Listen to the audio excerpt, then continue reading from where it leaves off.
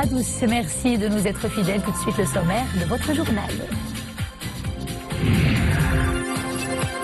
Un mort et 2 blessés, bilan d'un nouvel accident de la circulation survenu dans la nuit sur l'autoroute reliant Marrakech à Agadir, plus exactement au niveau d'Amskroud. Le drame a eu lieu suite à une collision entre 2 camions et une voiture légère. Nous suivrons un reportage dès le début de ce journal.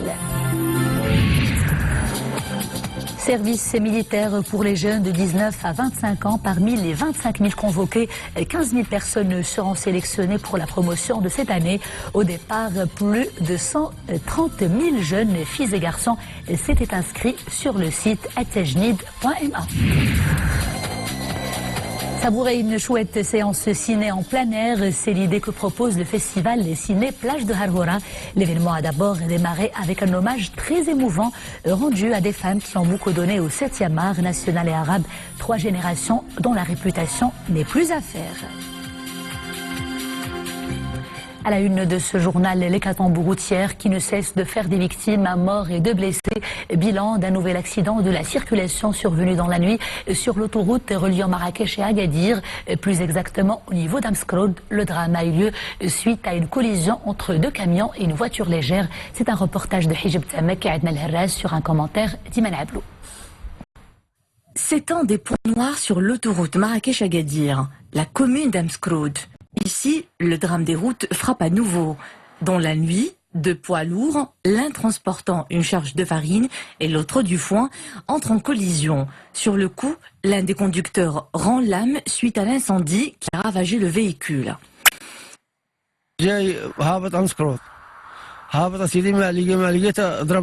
Je roulais au niveau de la commune d'Amskroud lorsque soudainement un semi-remorque qui transportait de la farine défonce mon camion.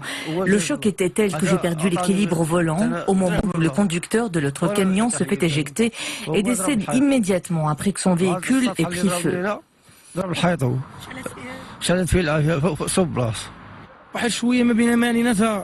Nous prenons souvent cette route. Il ne s'est jamais rien passé jusqu'à hier soir où nous avons été violemment percutés par un camion. Fort heureusement, j'en suis sortie indemne avec seulement des blessures légères au niveau du genou. Alertés, les services de la gendarmerie royale et les éléments de la protection civile se sont rendus sur les lieux du drame. Les blessés ont été transférés au CHU Hassan II d'Agadir.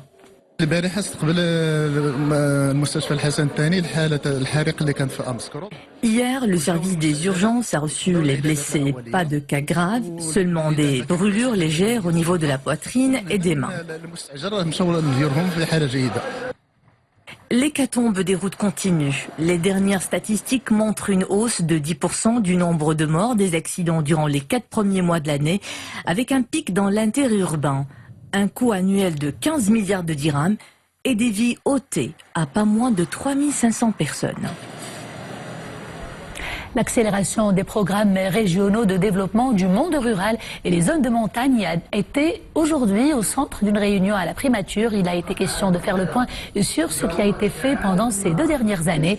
Le chef du gouvernement, Saadi Latmani, a évoqué d'ailleurs un bilan très satisfaisant et des perspectives très prometteuses pour l'avenir. Il a principalement mis l'accent sur les avancées réalisées en matière de réduction des disparités spatiales et de désenclavement des populations rurales afin d'accéder à des offres de soins de proximité. Service militaire pour les jeunes de 19 à 25 ans, des ordres d'appel sont émis pour 25 000 convoqués. Parmi eux, 15 000 personnes seront sélectionnées pour la promotion de cette année. Au départ, vous étiez plus de 130 000 jeunes, filles et garçons, à vous inscrire sur le site atajnid.ma. Mohamed Aitchkar, Abdallah Shgar et Hassan Sila. C'est au département informatique de l'état-major général des forces armées royales et plus exactement à la salle de traitement des données que sont produits les ordres d'appel pour le service militaire. L'opération de recensement s'était déroulée du 9 avril au 7 juin dernier pour les jeunes âgés de 19 à 25 ans.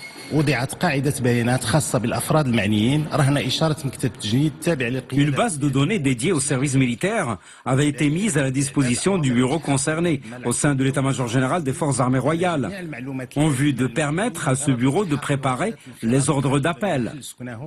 Ces ordres comportent toutes les informations nécessaires.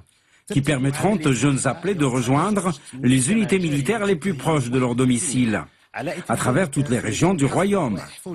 L'opération de sélection commencera le 19 août prochain. Elle se poursuivra jusqu'au 31 du même mois.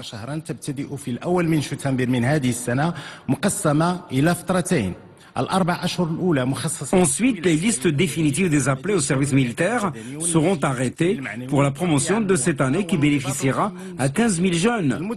Ils seront appelés pour un service militaire de 12 mois à partir du 1er septembre prochain. Ce service militaire se déroulera sur 2 étapes. Les 4 premiers mois seront consacrés à la formation militaire de base, avec préparation physique et psychologique, éducation à la citoyenneté, à la responsabilité, à la discipline. Quant à la deuxième partie du service militaire, elle s'étalera sur 8 mois. Elle comptera une formation dans des disciplines diverses. Pour ce qui est de l'opération de production des ordres d'appel, elle concerne 25 000 jeunes, dont seront sélectionnés 15 000 seulement pour cette première promotion. L'ordre d'appel comporte 4 parties. La première est relative à des données personnelles de l'intéressé, avec la date d'appel et l'unité militaire qu'il doit rejoindre. Les deuxième et troisième parties donnent droit au transport gratuit de l'appelé jusqu'à l'unité militaire, que ce soit par autocar ou train, ou les deux. Quant à la quatrième partie de l'ordre d'appel, il s'agit d'un récépissé que l'appelé doit signer. Et sur le dos de ce récépissé, des informations importantes pour les appelés, leur indiquant comment se rendre aux unités militaires qu'ils doivent rejoindre. Des centres de sélection sont définis à travers le royaume, de l'Arash al-Husseima, de Bou'arfa al-Dakhla, l'Ayoun, Casablanca ou encore Meknès. 134 000 jeunes s'étaient enregistrés via les formulaires d'inscription sur le site tejnid.ma, dont 14 000 filles, mais seuls 15 000 jeunes sont retenus pour la promotion de cette année.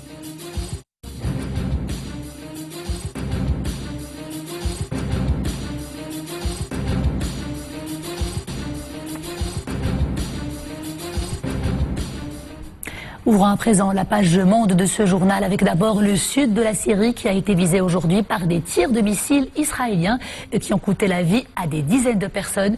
Selon l'Observatoire syrien des droits de l'homme, ces attaques ont visé des positions militaires du régime et de ses alliés. D'autres attaques dont l'origine n'a pas été déterminée ont visé plusieurs établissements scolaires aujourd'hui sans faire de victimes. À présent, cette annonce de Zagreb, un soldat croate est tué et 2 autres blessés aujourd'hui dans la capitale afghane, Kaboul. C'était lors d'un attentat sur la voiture piégée, attaque immédiatement revendiquée par les talibans. Le ministre croate de la Défense avait déclaré quelques heures plus tôt à Zagreb que sa vie était en danger après avoir été victime d'une vaine tentative d'attaque à la voiture piégée devant son domicile. Après avoir été reçu par la reine Elisabeth II, Boris Johnson a officiellement pris possession du Downing Street. Il a d'abord la lourde tâche de former plutôt le nouveau gouvernement britannique, mais aussi et surtout celle de faire aboutir le Brexit. Dans son premier discours, il a exprimé sa volonté de faire sortir son pays de l'Union européenne coûte que coûte, même sans accord avec l'Union européenne, ce qui inquiète les europhiles et les milieux d'affaires qui le pressent de renoncer à ce scénario potentiellement très dommageable et catastrophique pour l'économie. Retour à l'actualité nationale avec d'abord ce bulletin spécial de la météorologie nationale. À partir de demain, jeudi, le temps sera chaud au sud et à l'intérieur du royaume où les températures seront comprises entre 43 et 46 degrés. Notez en revanche des formations brumeuses et des averses parfois orageuses sur les reliefs de l'Atlas et l'Oriental. C'est avec un hommage très émouvant rendu à des femmes qui ont beaucoup donné au 7e art national et arabe qu'a débuté hier la 4e édition du festival Ciné-Plage de Harora. Il s'agit notamment d'Amina Rachid, de Sadia Badi et de Majdoulil Idrissi, 3 générations généreuses qui se sont côtoyées sur les plateaux de tournage et qui ont impressionné. Hamza Sayeh, Mehdi Mohib et Mounia Marouche. Elle a commencé son parcours sur les planches, mais elle a surtout marqué le petit et le grand écran. Amina Rachid, connue sous le nom de Lalla Houbé, c'est une carrière de plus de 40 ans, honorée hier soir avec d'autres noms féminins du cinéma marocain.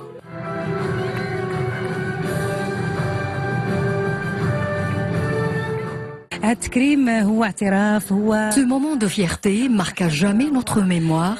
C'est également une belle récompense qui témoigne de l'amour et du respect à notre égard.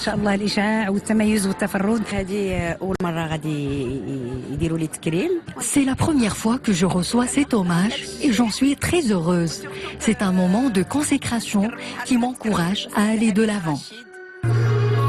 6 films marocains, notamment La guérisseuse de Mohamed Zinti, Nadera de Kamel Kamel, L'Indigo de Salma Bargash et d'autres se disputent le grand prix du festival Sirène de Harhora.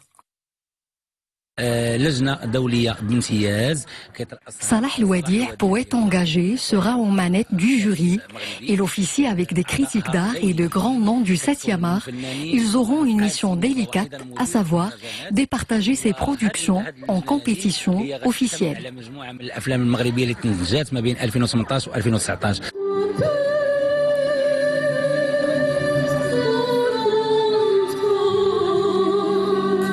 Donc, chaque soir, la plage de Harhora se transforme en une grande salle de cinéma à ciel ouvert. Le public est convié à plonger dans le 7e art national et arabe.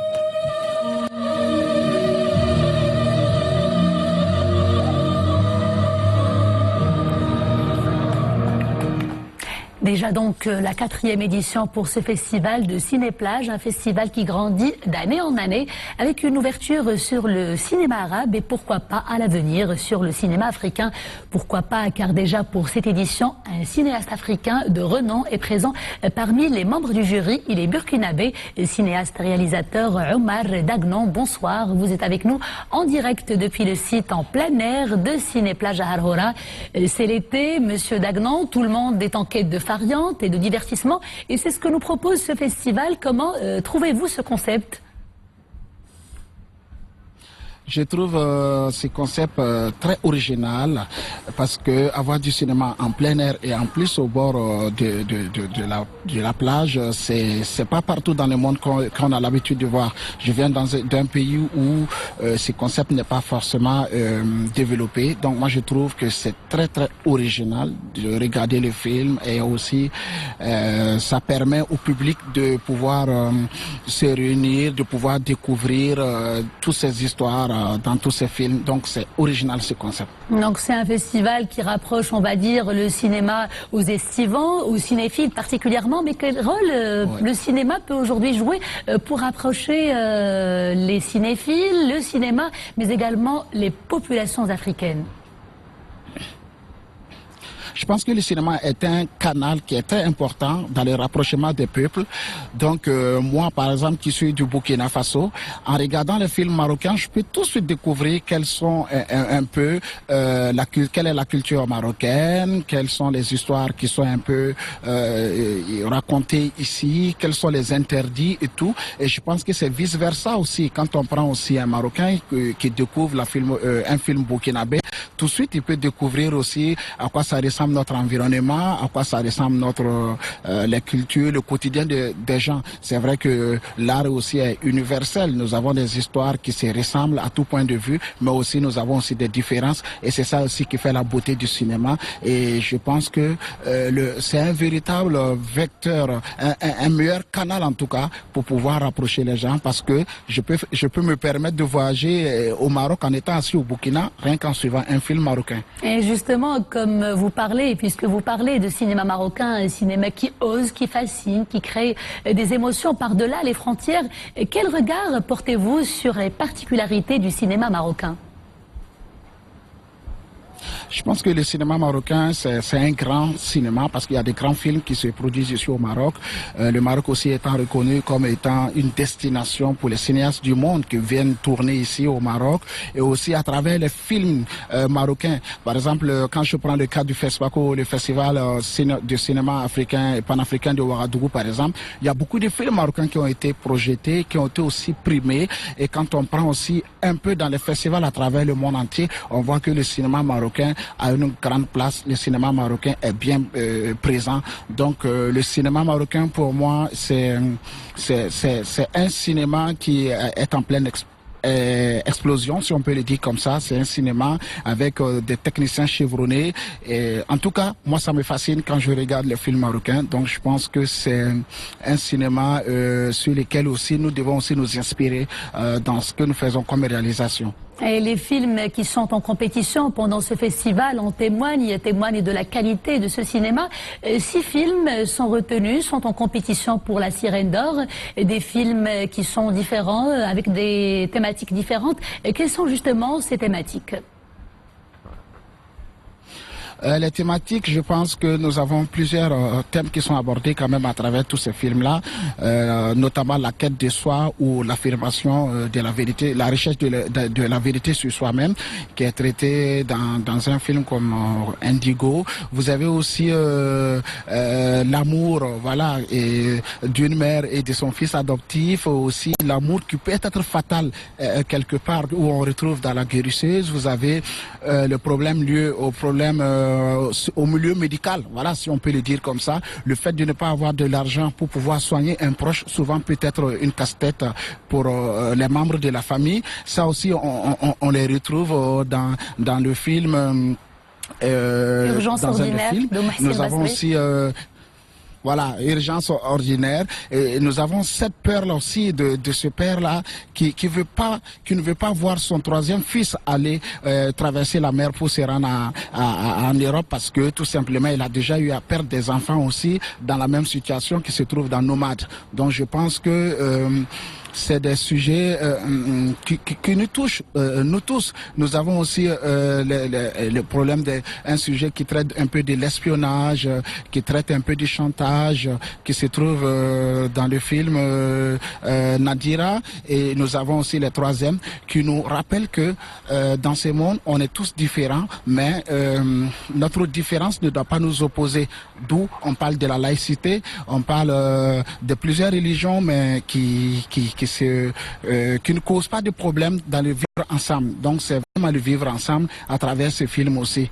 Donc voilà un peu, je pense que j'ai abordé tous les thèmes, Finalement, liés à ces 6 films en compétition. Finalement, des thématiques différentes, mais qui remplissent finalement pleinement leur rôle, ce rôle qui est assigné au cinéma, qui est créé des émotions. Merci beaucoup pour toutes ces précisions. Ce qui est sûr, c'est que les festivaliers en auront plein les yeux, et que pour vous, en tant que membre du jury, ça va être difficile pour départager tous ces films. Merci d'avoir été des nôtres. Ils sont venus de très loin, ils ont gratifié le public de Rabat d'un spectacle haut en couleur. Eux, ce sont de jeunes musiciens chiliens passionnés par la musique classique, devant des mélomanes émus et enivrés au Théâtre National Mohamed V. Ils ont revisité les grands classiques d'Europe et d'Amérique latine également. Les moments forts avec Amin Cherkaoui et Zakaria Moqin Billah.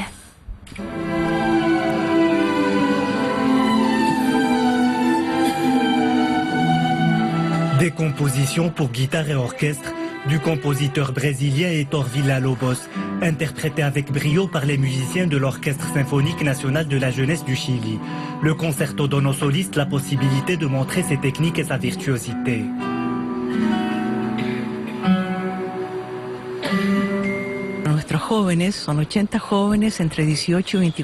Ce spectacle est une belle opportunité pour les jeunes de l'Orchestre symphonique du Chili. 80 musiciens âgés de 18 à 24 ans prennent part à cette expérience. Ils sont enthousiastes de se produire à Rabat. Maravillosa, cultural, humana, de estar aquí presente hoy día en Rabat en este concierto.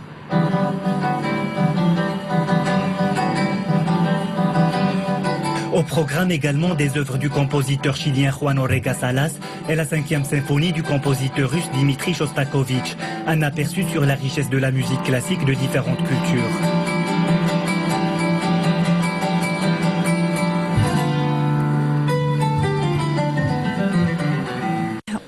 remercier le Royaume du Maroc, le ministère des Cultures et de la Communication, les ambassades du Chili et du Maroc dans les deux pays, parce que c'est un projet très grand qu'on a fait.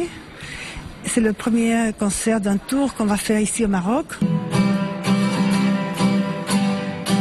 Grâce à ce spectacle, les jeunes musiciens chiliens affichent leur talent et leur savoir-faire, un pont entre les cultures et les civilisations par le biais de la musique classique. L'orchestre continuera sa tournée dans d'autres pays, dont l'Espagne et l'Allemagne.